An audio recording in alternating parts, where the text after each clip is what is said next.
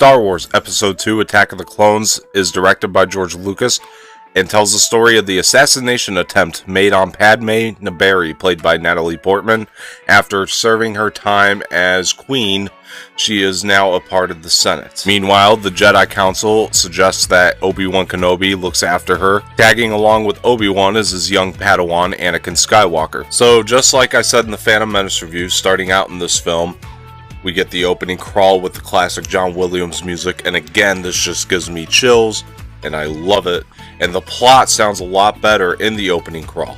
Now, much like the Phantom Menace, there is a lot of CGI in this film, but the color grading looks a lot better than it did in the Phantom Menace. And the overall plot here is an exciting idea, unlike the Phantom Menace. Now, one of the things I liked about the film is once we see Obi-Wan Kenobi, played by Ewan McGregor once again, and Anakin Skywalker, this time played by Hayden Christensen, we definitely get a feel for their relationship as a master and apprentice.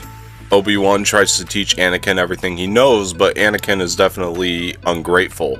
And there's a great line in this film that I enjoy the execution of, and it's when Obi-Wan is trying to explain something to Anakin, and Anakin interrupts him and says, "Why?" That alone just gives you a sense of their relationship. You definitely know the way that they are with each other. And surprisingly, we once again see Jar Jar Binks played by Ahmed Best, and I don't understand George Lucas's connection with that character, but he clearly needed him in this film. I do want to talk about Hayden Christensen as an actor in this film as opposed to Jake Lloyd in The Phantom Menace, who played the same character. Hayden Christensen is actually much worse than Jake Lloyd, surprisingly, and this is not good because he's the character that we're going to be following throughout the majority of this film. There is a really cool chase scene in the beginning of this film, and it actually works really, really well, and it actually feels a lot like Star Wars, and I really do enjoy that aspect of it. There's also a great scene in the bar with Obi-Wan and Anakin, and Obi-Wan is such a savage in the scene, and I love it. By the way, there's something that George Lucas does with the camera that he did in Phantom Menace as well, and I didn't get to address it in my Phantom Menace review, and he does it in this film as well, and it really bothers me, but there's these weird moments of zooming in onto people, and I don't understand it, and I don't understand what it does for the filmmaking. It actually makes it worse. It diminishes it to a point where it's almost cringeworthy. There's also a relationship between Anakin and Palpatine that really does kind of come out of nowhere. It's just really sprung on you, and you don't really know where it comes from. They didn't really have a closeness in the first film.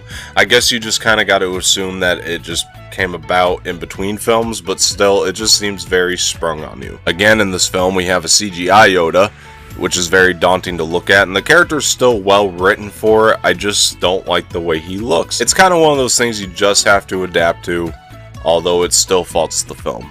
There's a poorly written scene by Anakin and Padme, and Natalie Portman is pretty good in this movie, but the writing is just terrible, and Anakin gives this really bad creeper stare. When the judge is a hottie and you can't control your body, do the creep and do the creep.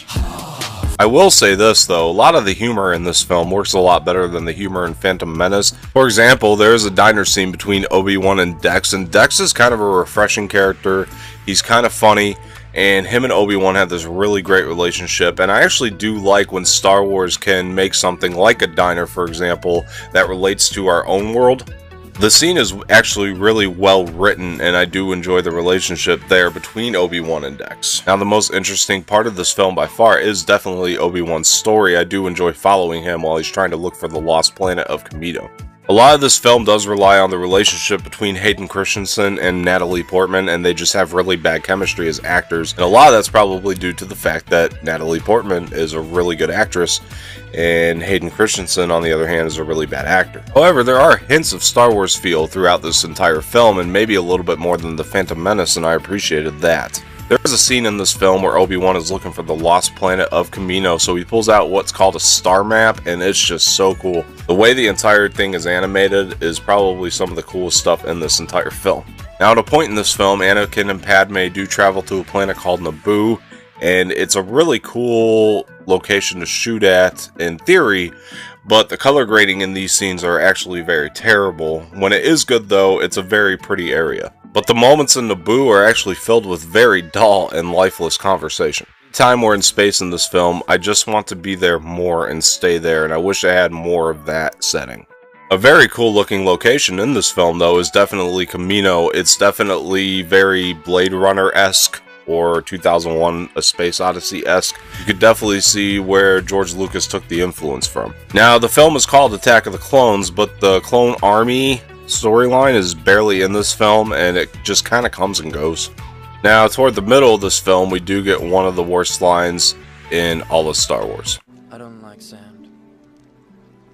It's coarse and rough and irritating, and it gets everywhere. Now, there's a love story going on in this film between Anakin and Padme, and I just think it's kind of awful. The way that it's executed is kind of like, I want to, but I can't. Why can't I? Well, because the Jedi apparently can't love, which is weird. How do they create more Jedi? Another one of the worst lines in all of Star Wars is also contained in this film, and it's when we meet Boba Fett for the very first time. Is your father here? Yep. May we see him? Sure. Not to mention, I'm sorry, the kid that plays Boba Fett is just a terrible actor on top of the bad writing that he's been given. By the way, Anakin Skywalker in this film clearly does not understand politics. I don't think the system works. How would you have it work? We need a system where the politicians sit down and discuss the problem, agree what's in the best interest of all the people, and then do it. That's exactly what we do. There is a really great action sequence with Obi-Wan Kenobi, and it includes some very, very good sound design.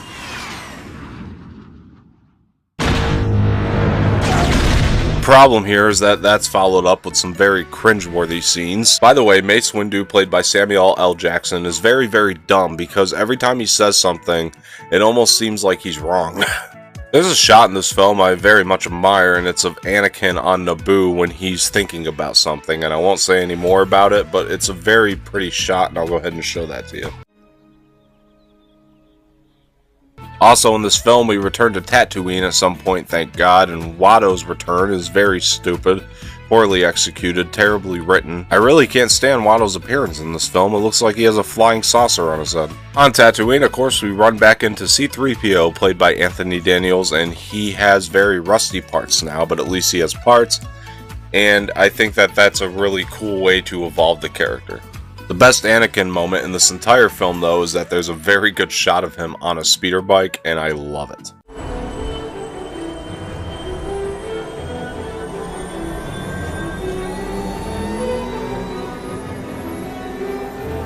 We meet a character in this film named Count Dooku, who's a very interesting character, and I think he might be one of the more interesting parts about the film. Leading into the third act of the film, there is some very poor pacing, and I think a lot of that is due to Hayden Christensen's bad dramatic acting, and also the dialogue is just poorly written again. However, there is a great Yoda scene leading into the third act, and it just kind of comes and goes. I wish we could have stayed with that scene longer. It needed room to breathe for sure. And I also don't understand the choice to make Hayden Christensen such a whiner in this film. I don't really get it. But the women, and the children too, they're like animals. And the meaning behind the scenes with him are actually really, really good. They're just poorly executed and poorly written. Third act of this film is littered with bad and uncompelling action. There's also a scene involving Jar Jar Binks that doesn't make a lick of sense, and I really hate it because it really just proves my point that Jar Jar was going to be of no help throughout this entire thing.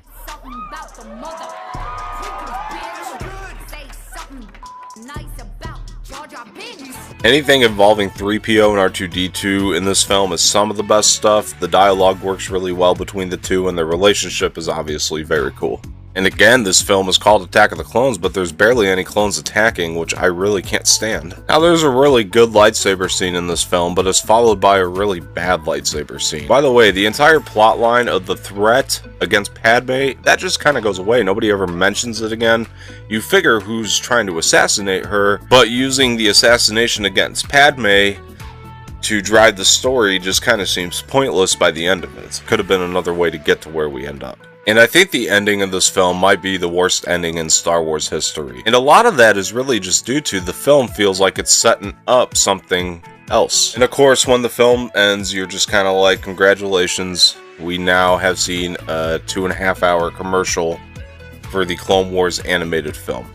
Guys, this is actually a Star Wars film that can almost put me to sleep. I'm going to go ahead and give this one a C-. Now, how a film is shouldn't rely on anything else, but if you do want to appreciate this film at least a little bit more, I definitely recommend reading Queen's Shadow by E.K. Johnston, which I have here to the left of me. Overall, it's a pretty good read, and it definitely dives into the politics very well of Star Wars in this time period.